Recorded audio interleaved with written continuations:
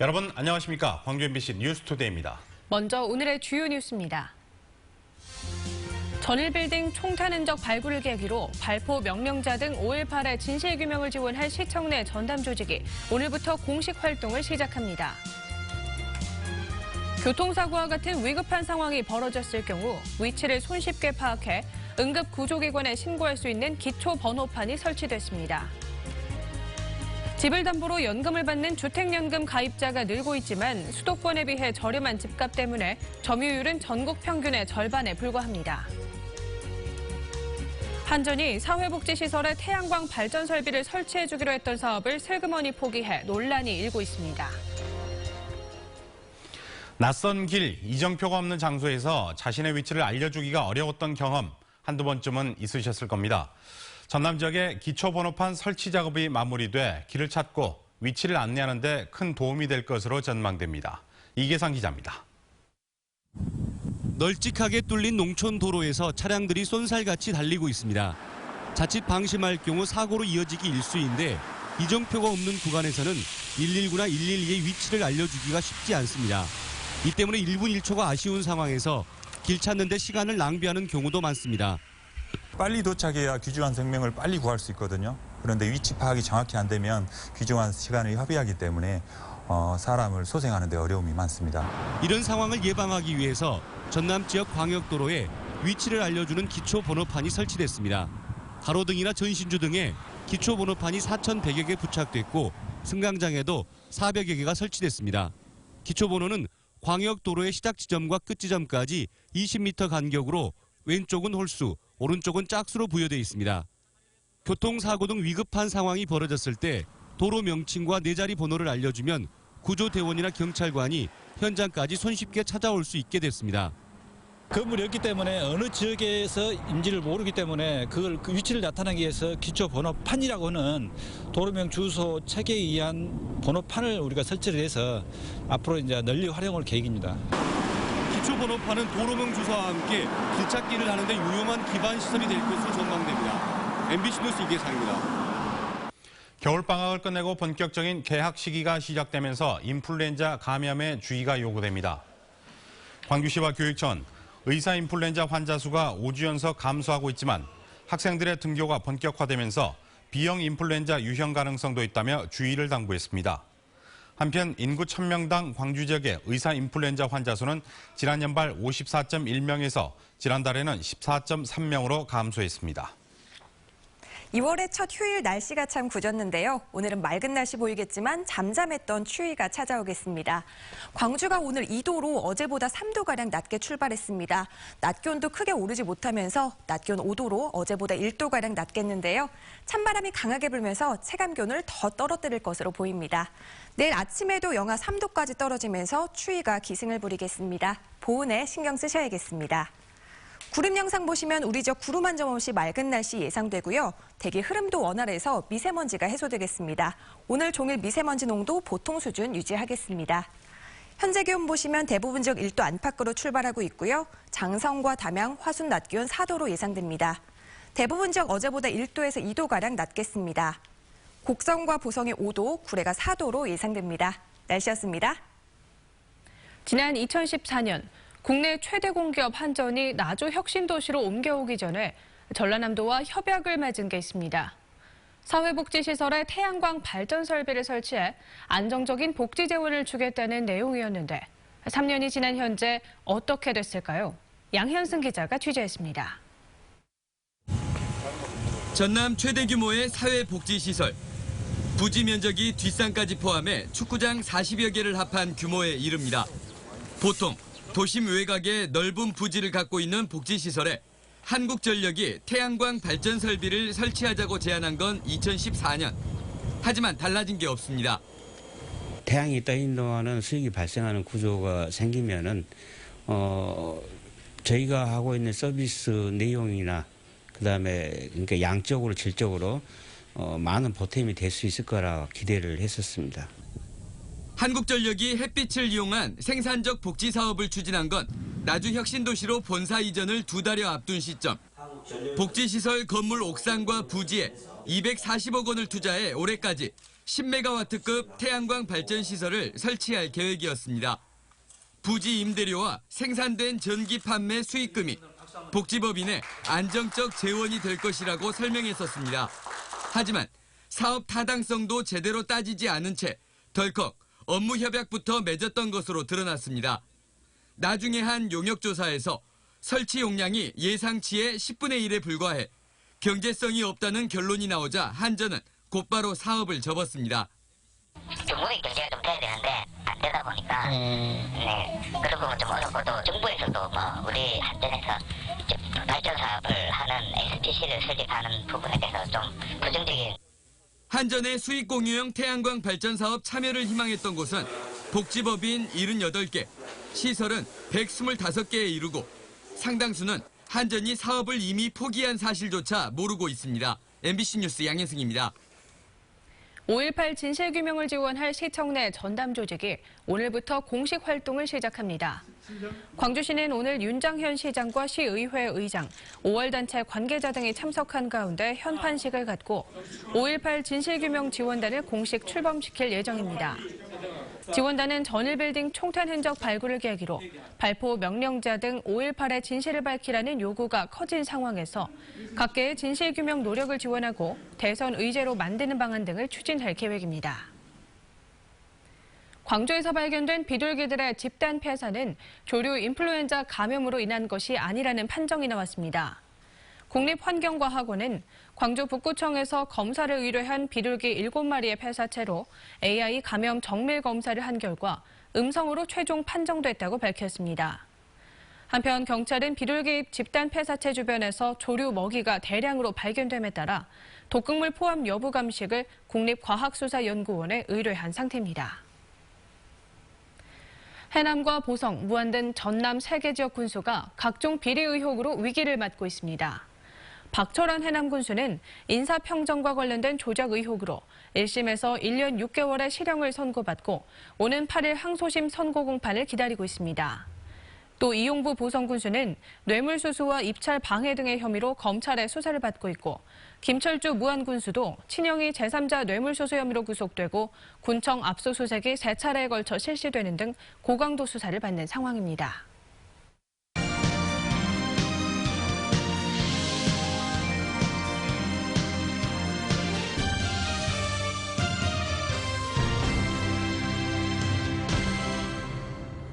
살고 있는 집을 담보로 맡기고 연금을 받는 주택연금 가입자가 광주와 전남에서 늘고 있습니다.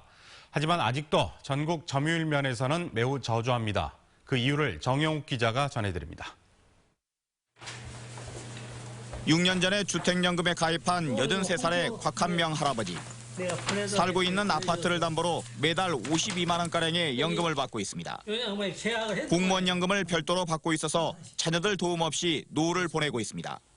자식들한테 의존하는 마음이 없어서 참 좋고 애들은 아버지 어머니가 그냥 좀 그렇게 어렵지 않게 사나 보다 싶으니까 부담 없어서 좋고. 주택연금은 60세 이상의 어르신이 9억 원 이하의 집을 담보로 매달 노후자금을 받는 상품입니다. 2007년에 제도가 시행된 이후 가입자가 계속 늘면서 광주 전남에서는 모두 1000명이 넘었습니다. 60세의 경우 집값에 따라 매달 수십만 원에서 많게는 188만 원까지 연금을 받습니다. 집값이 높고 나이가 많을수록 더 많은 연금을 사망할 때까지 종신 형태로 받을 수 있습니다. 하지만 현재 지역 점유율은 전국의 2.6%에 불과하고 월 연금 수령액도 전국 평균의 절반 수준에 불과합니다. 수도권에 비해 집값이 싸서 연금액이 적고 집을 상속 자산으로 보기 때문입니다. 지역 주택 가격이 낮다 보니까 주택연금 지급액이 낮고 또 집에 대한 애착이 강해서 상속의식이 강하기 때문에 그런 현상으로 풀이되고 있습니다. 주택금융공사는 연금 가입자가 사망한 이후 집값과 그동안 받았던 연금 수령액을 비교해 차액을 상속인에게 돌려주는 만큼 손해보는 게 없다며 연금 가입을 권유하고 있습니다. MBC 뉴스 정용욱입니다. 수입 농축산물이 빠르게 국내 시장을 잠식하면서 농업이 주산업인 지역 경제에 악영향을 끼치고 있습니다. 농식품부와 농수산식품유통공사 등에 따르면 곡물 자급률은 지난해 48.4%로 절반 이하로 떨어졌고 사료용 곡물은 97% 이상 수입에 의존하고 있습니다. 또 지난해 쇠고기 자급률은 37.7%로 2003년 이후 처음으로 40% 밑으로 떨어졌고 호주, 미국산 등 해외 쇠고기 수입량은 2015년보다 21% 증가했습니다. 이처럼 수입 농축산물이 급격히 증가하면서 국내 농업의 주산지인 전남 지역의 연관 산업에 피해가 현실화되고 있습니다.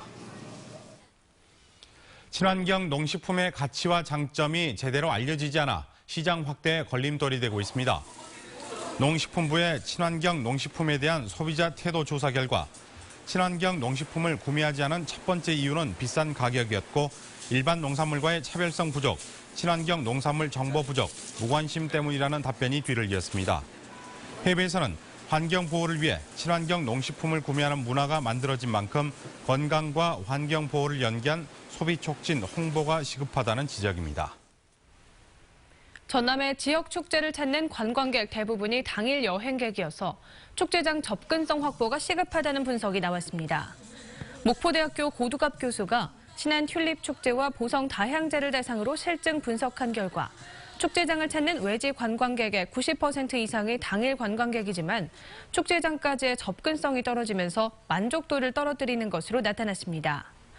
또 볼거리 및 즐길거리가 부족한 점과 홍보가 부족하고 행정기관의 주도로 행사가 진행되는 점도 축제의 불만족 요인으로 드러났습니다.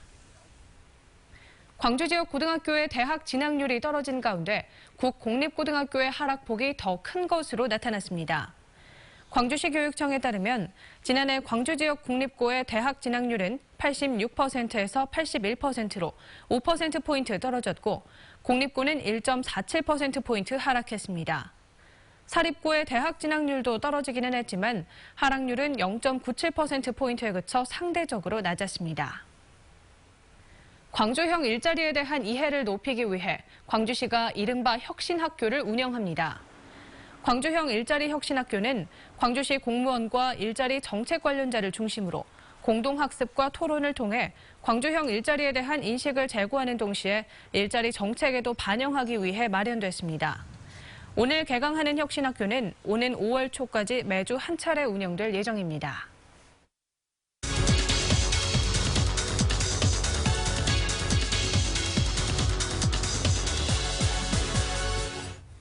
시민들이 십시일반으로 모은 돈으로 장학회가 만들어집니다. 시민 후원자를 모으고 있는 호남사랑 장학회 이야기인데요. 이 호남사랑 장학회 백석 회장을 모시고 자세한 이야기 나눠보도록 하겠습니다. 안녕하십니까? 안녕하십니까? 네, 장학회 운영 방식이 상당히 독특합니다. 시민들의 기부로 이루어진다고 하는데요. 그렇다면 크라우드 펀딩 방식을 생각하면 될까요? 저희 호남사랑 장학회는 한 달 5천 원을 정기 후원하는 10만 명의 장학회가 목표입니다. 한 달에 5천 원으로 무엇을 할 수 있을까요? 한 달에 5천 원이면은 기껏해야 소주 한 병, 담배 한 갑, 커피 한 잔 정도일 것입니다. 이렇게 한 사람의 한 달 5천 원은 그 값어치가 미미한데 만약에 10만 명이 모인다면은 1년에 60억 원의 어마어마한 장학금이 생깁니다. 네, 그렇다면 앞으로 어떤 방식으로 장학회를 운영하실 계획인가요? 재단법인은 재산의 결합체이고 사단법인은 사람의 결합체입니다. 기존 장학회는 거의 전부가 재단법인의 형태입니다. 즉 부자 한두 사람이 거액을 출연하여 만듭니다. 저희 호남사랑은 많은 호남인들의 참여할 수 있게 사단법인을 만들겠습니다. 호남사랑이 장학회로는 유일하게 사단법인으로 만들어지는 것입니다. 네, 근데 상당히 생각을 잘하신 것 같은데 어떻게 해서 처음에 이런 장학회를 만들 생각을 하셨나요? 젊은이들은 우리 호남의 미래의 뿌리인데 그 뿌리가 많이 고사되어 가고 있습니다. 열악한 경제 환경 등의 이유로 후학에 대한 관심이나 장학금 지원 등에 대한 관심이 많지 않습니다. 호남의 뿌리를 살려야 됩니다. 그 답이 미래 인재 육성입니다. 작은 정성으로 많은 분들이 참여하여 지역의 미래 인재를 키운다면 우리 호남은 더 밝고 맑은 고장이 되지 않을까 생각합니다. 네, 장학회 설립 취지가 참 좋은 것 같은데요. 이 장학금 수혜 대상자는 어떻게 선정하실 계획입니까? 호남인들의 정성을 모은 거니까 당연히 호남의 아들, 딸들에게 지급될 것입니다. 첫째, 성적 우수 장학금으로 남도 학숙이나 서울, 광주, 전남의 4년제 대학생 중 성적 우수자로 가정 형편이 어려운 학생들에게 지급될 것입니다. 둘째, 사회보조 장학금으로 호남 지역에 소재하는 보육원의 대학생과 조선, 결손, 다문화 가정의 소년, 소녀 가장에게 지급될 것입니다. 네, 기부하는 형식이라 많은 시민들이 참여가 필요할 것 같은데 그렇다면 시민들은 돈을 내고 내가 기부한 장학금이 제대로 투명하게 사용이 될까라고 생각하시는 분들도 계실 것 같은데요. 투명성 확보 어떻게 하실 생각이신가요? 서단법인 여기에 1년에 한 번씩 의무적으로 주무관청에 회계감사를 받습니다. 그다음에 그 장학회 홈페이지와 회원들의 핸드폰에 깔린 밴드에 장학회 계좌와 그 계좌를 조회할 수 있는 아이디와 비밀번호를 공개하겠습니다. 그러면 누구든지 실시간으로 본인이 기부한 장학금과 지급된 장학금 내역을 조회할 수 있을 것입니다. 네, 호남사랑 장학회 정말 활성화가 됐으면 하는 바람이 듭니다. 오늘 말씀 고맙습니다. 네, 감사합니다. 고맙습니다.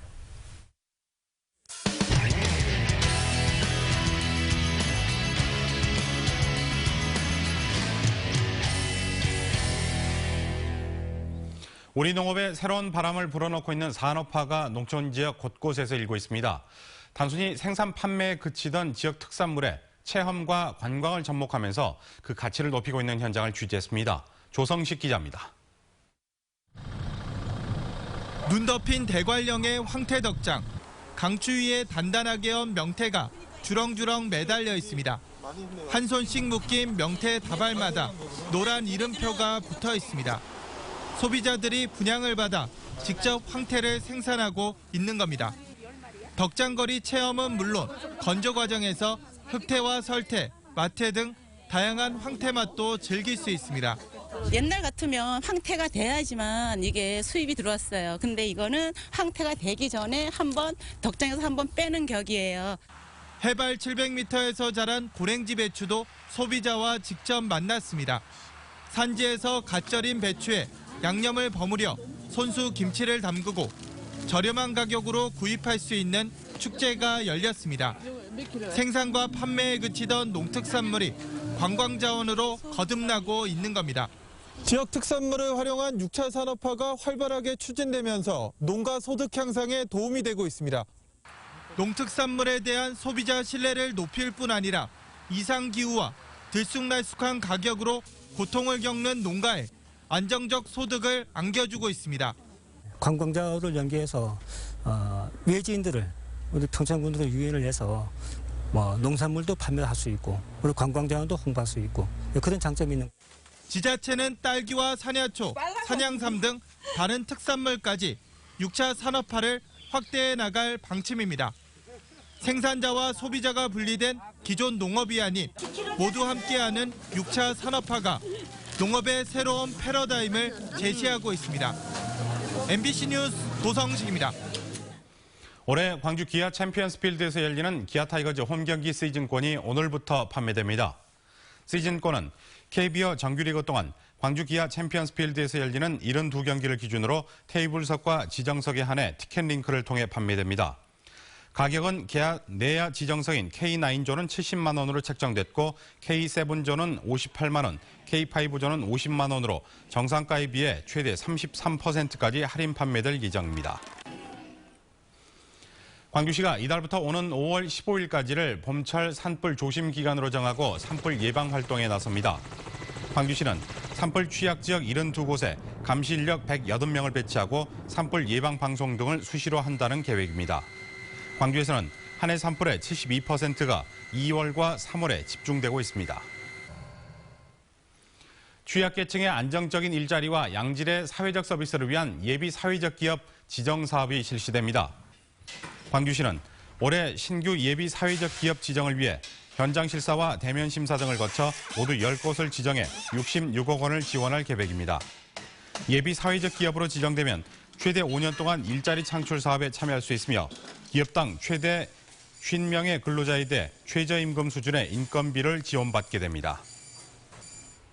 다민족 다문화 시대에 맞춰 국제 이동에 관한 각국의 실태를 파악하고 디아스포라가 갖는 의미와 역할을 논의하는 국제 학술 대회가 열립니다. 전남대학교 디아스포라 창의인재 양성사업팀은 오늘부터 이틀 동안 일본과 인도네시아 등 세계 각국의 디아스포라 연구자들이 참여하는 국제 학술 대회를 개최합니다. 초국가시대 디아스포라 담론과 실제를 주제로 열리는 이번 학술대회에서는 다민족 다문화 시대가 갖는 의미와 발전 방안 등이 심도 있게 논의될 예정입니다. 도내 섬 거주 여성들은 장시간 노동을 하는 반면 소득은 낮다는 조사 결과가 나왔습니다.